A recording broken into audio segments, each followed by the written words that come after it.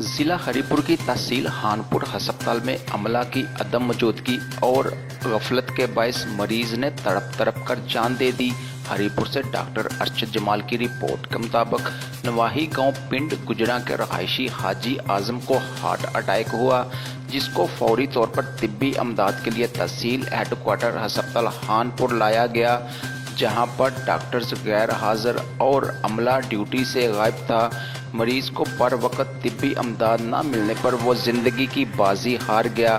مریض کے لواحقین اور سابق تحصیل ممبر ملک حکیم داد نے تحصیل ہیڈ کوارٹر ہسپتال خانپور کے غیر حاضر ڈاکٹرز اور سٹاف کے خلاف احتجاج کرتے ہوئے محکمہ صحت کے اعلیٰ حکام سے فوری نوٹس لینے کا مطالبہ کیا۔